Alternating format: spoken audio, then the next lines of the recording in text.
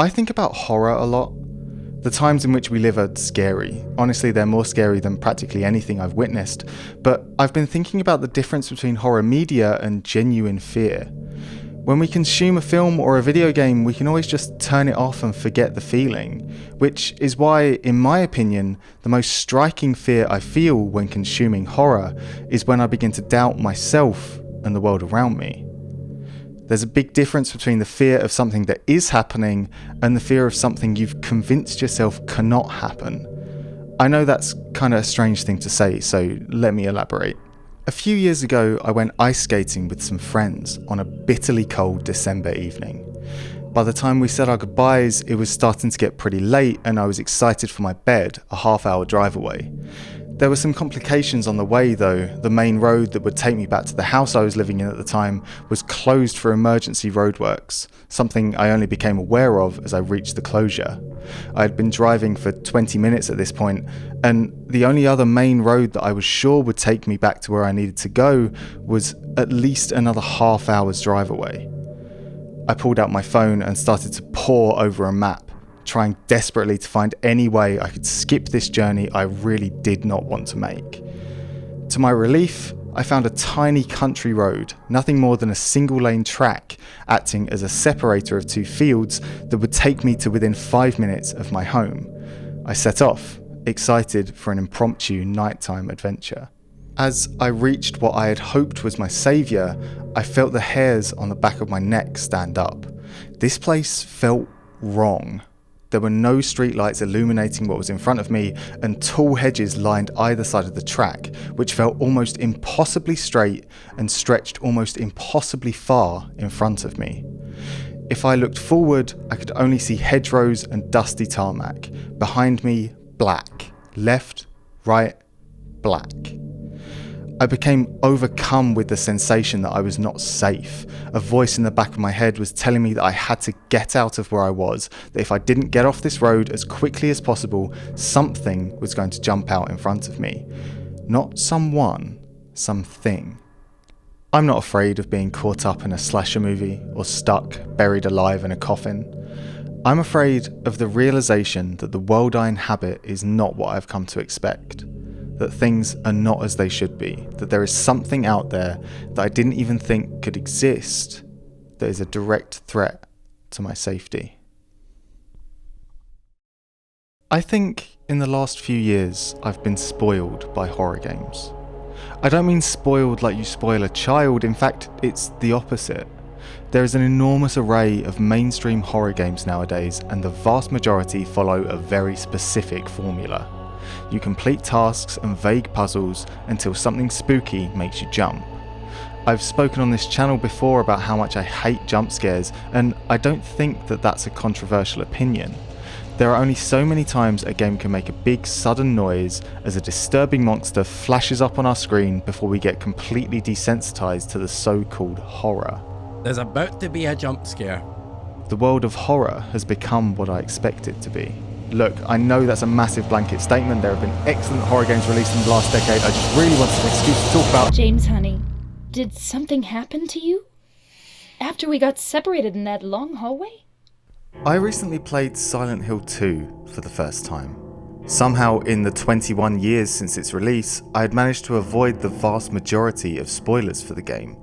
I've read reviews and watched video essays, but this year I wanted to experience it properly for myself. I am perhaps unnecessarily skeptical towards games that are universally and often unarguably regarded as masterpieces when such games are more than 20 years old. In my opinion, a game's influence does not mean that it is worth playing nowadays. Playing a game that was once revolutionary can be one hell of a slog to get through in 2022. I thought to myself, Silent Hill 2 couldn't possibly be as good as people say it is, right? People have to have been looking at it through rose-tinted glasses, right?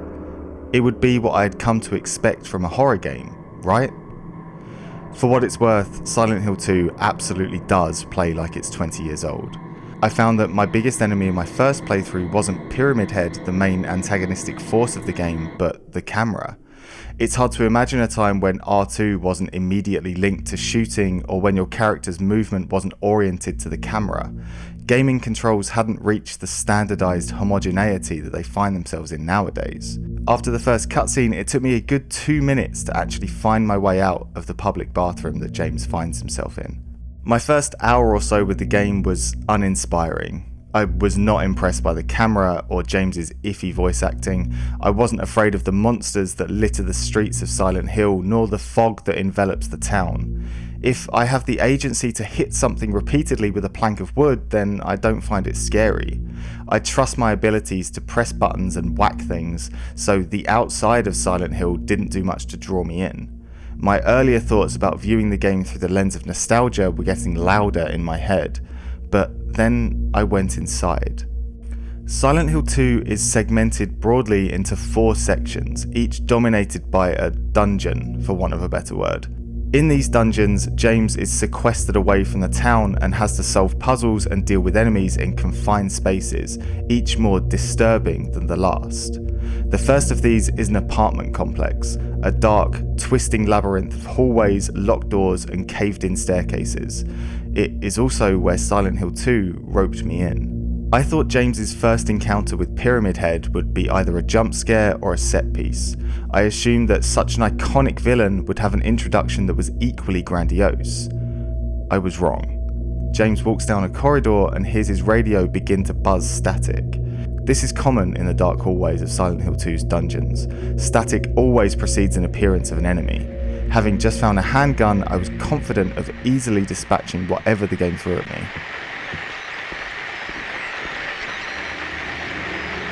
There is no enemy to fight. Instead, what you see in the darkness is Pyramid Head, standing behind a metal cell door, breathing but otherwise motionless, a dim red light emanating from its torso. When James returns from the room where the first big puzzle of the apartment block resides, Pyramid Head is gone. After trying every locked door on the floor, he finds his way into an apartment, its main room largely empty, save for a pile of butterfly cages in the corner. In the bedroom, James discovers more butterflies, some alive, some dead, in a room that is green, unnaturally green. The doors to the wardrobes are covered in sludge, there are paintings of butterflies above the bed, and next to a piece of wall, caked in clag, there is a hole, perhaps a pipe, barely wide enough for an arm. Whatever has given this room its putrid colour is oozing out of it, dripping onto the floor below. This corner of the bedroom is seeped in the same dim red light James saw only minutes earlier. While searching the room, a noise, something, becomes slowly more audible. Rumbling, pulsating, churning. Is it part of the soundtrack, or is it coming from somewhere inside the room? If James extends his arm into the pipe, will he be pulled in? Is Pyramid Head standing on the other side of the wall? The rules of Silent Hill 2 and its iconic antagonist haven't been fully established yet. This might lead to James's death, it might be exactly what he has to do. After exhausting every other option in the apartment complex, it becomes clear that he has no other choice but to reach his hand into the hole in the wall and deal with the consequences that come afterward. The bedroom is where Silent Hill 2 haunts me. In the search for his late wife, Mary, James meets a handful of different people who have all travelled to Silent Hill for their own reasons. Of all the depressed, damaged and deranged characters in Silent Hill 2, Maria appears the most often. The spitting image of James's wife, Maria is overtly sexual, far too sexual for a place as stressful as this. She clings to him, desperate for his company and protection. She touches him at any opportunity, despite his lack of reciprocation. James is cold and rude to Maria. He is unflinching in his pursuit of his wife, and anyone he encounters is dead weight to him if they don't have immediate information about her or a route to the Lakeview Hotel, the last place that they were happy together.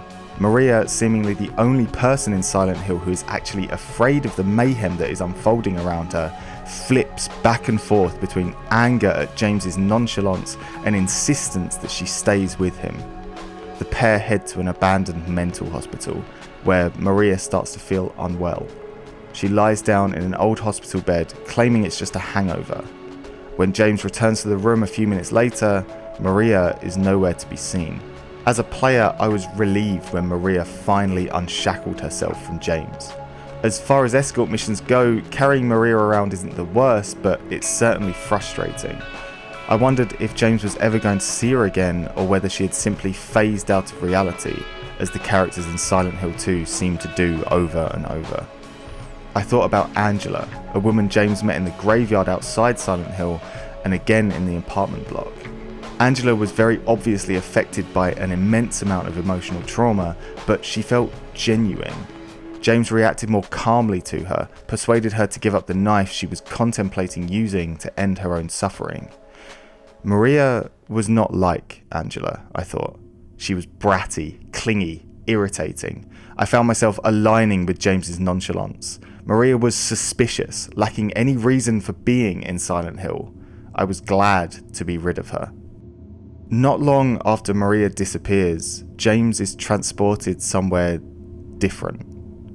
It's still the hospital, but the walls are covered in tarpaulin and rust.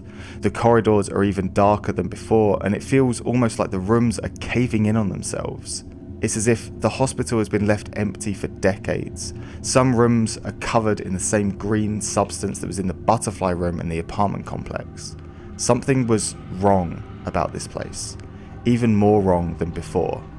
Nevertheless, James continues in pursuit of his wife, finding a bookshelf covered in bloody handprints. There was nowhere else to go, so he pushes the shelf and... James! Mary? Oh, Maria. It's you. I thought you were... Maria wasn't gone for long.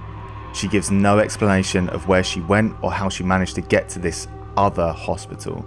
Instead, she is angry, almost hysterical at James for abandoning her. She insists that the pair search for Laura, a young girl, the only person in Silent Hill who is unaffected by the monstrous goings-on and who apparently has information on Mary. James reluctantly agrees, and they head off. Despite being frustrated by Maria's mood swings, as a player I felt somewhat relieved to be forced back into the same escort mission format as before. Maria is irritating, but she is still another person, and after spending most of my playtime with her, it felt like a return to normality. The pair descend in an elevator, then further downwards, impossibly far down, through a dark and narrow staircase. They head for an elevator which will take them back up to the surface, but are ambushed. Pyramid Head appears, chasing them through a winding, equally narrow hallway. James makes it to the elevator, but Maria, his only companion throughout this entire ordeal,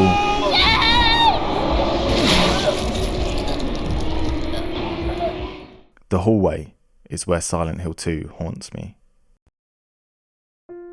James struggles to accept Maria's death. His journey up the elevator lasts for what feels like hours, a somber piano quietly playing in the background. He collapses against the door, only to emerge in the same hellish place he has been trapped for who knows how long. This is the first time James seems genuinely affected by the events of Silent Hill. He saw his wife die, and now he has to watch her doppelganger die as well. Rising to his feet, he decides he must continue. Maria's death is tragic, but she is not his wife. Mary could still be out there. Playing, I made peace with Maria's death. It was sad, yes, but there was nothing I could do about it. This wasn't a fail state. She hadn't disappeared like earlier in the hospital. She was killed. The game scripted Maria to die, and she died. Everything was back to normal, or as normal as a psychological horror game can be. James on his own, travelling through the darkness of Silent Hill. James heads to the Silent Hill Historical Society. He reads about a plague brought on by immigrants to the town which decimated the population. He sees paintings of Pyramid Head standing as if committing some ritual sacrifice. A burned out wall reveals a long forgotten staircase stretching eerily into the darkness. Somewhere from below, an unnatural noise makes a guttural moan. James should not be here. The staircase continues down for far too long. The unnatural wailing grows more constant as James descends, eventually leading into a prison, long abandoned, dripping with rust. He is mostly locked out of the rooms, every door rusted shut, the only viable destination a dark hole, perfectly cut into the squalid floor tiles. James jumps.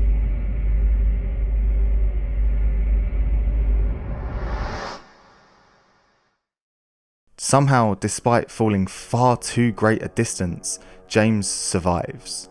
He smashes a hole in the wall of the well he finds himself in and emerges, still in the same prison as before. Only this time, things are even more strange. The geometry of this underground labyrinth makes no sense. A door leads to an empty square room, possibly for solitary confinement, but with a keycode lock on the inside.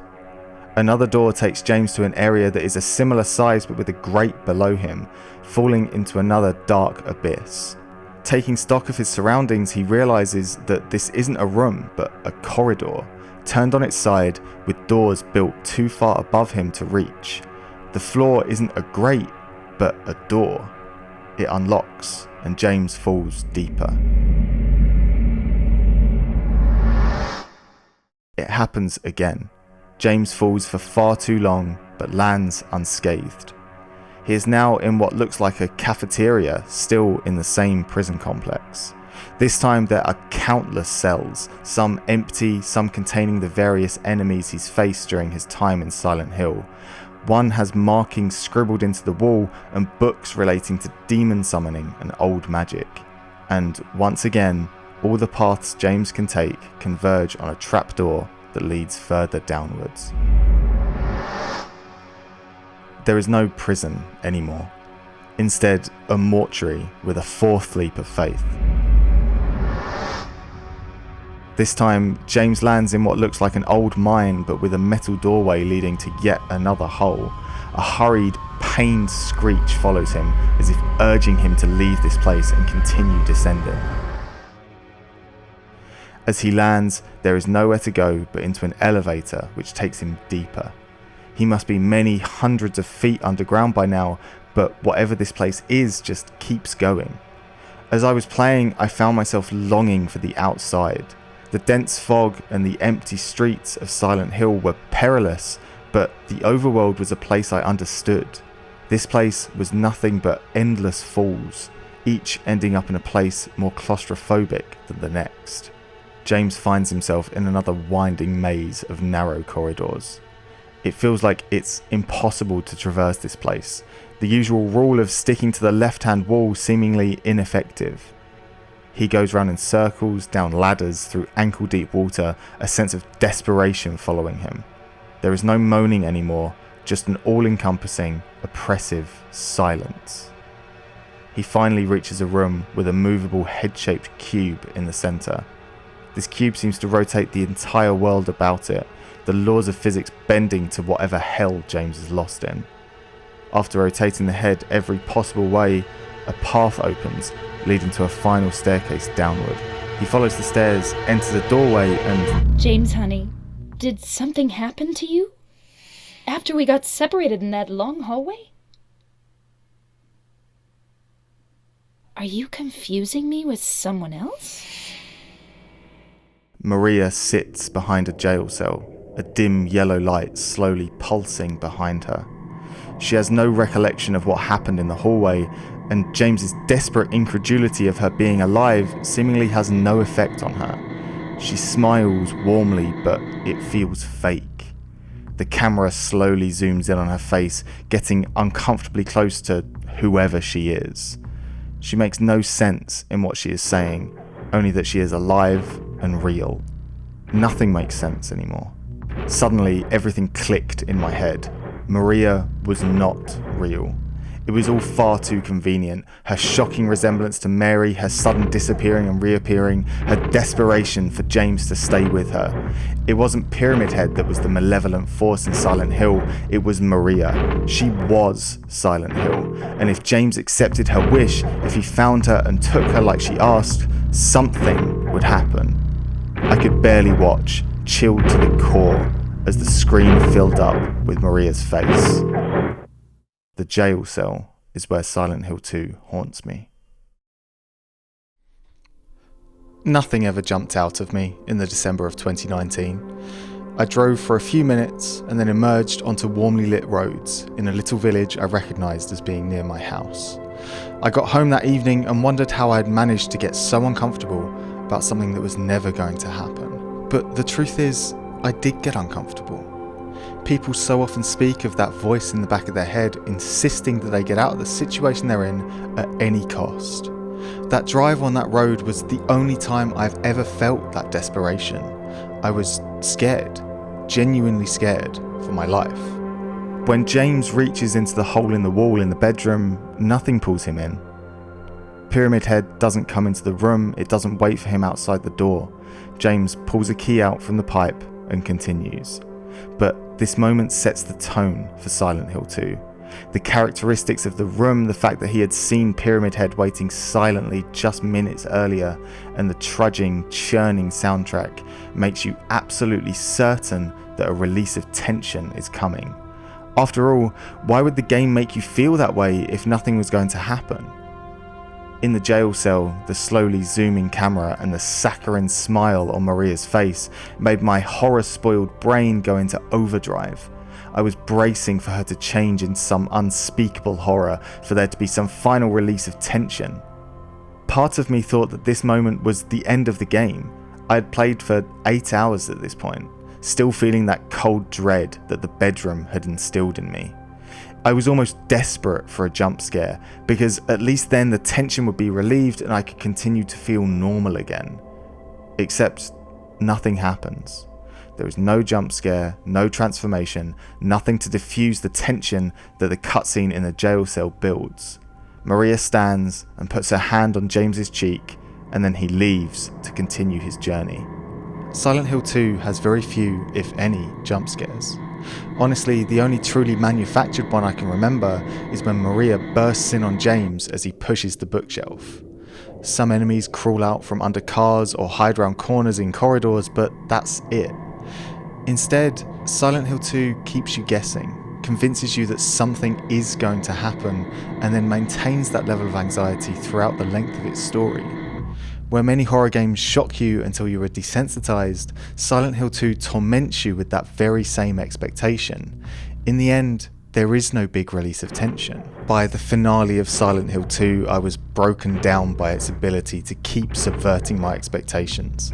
Maria seemingly phasing in and out of reality made me doubt everything that the town had presented to me. I was constantly on my toes, waiting for a scare that never came. By the time the credits rolled and James left the town, I found myself wondering if Maria had ever really existed. I never got a concrete answer. And that, I think, exemplifies the lasting legacy of Silent Hill 2. You are forever left, haunted by your experience, waiting for the scare that never comes.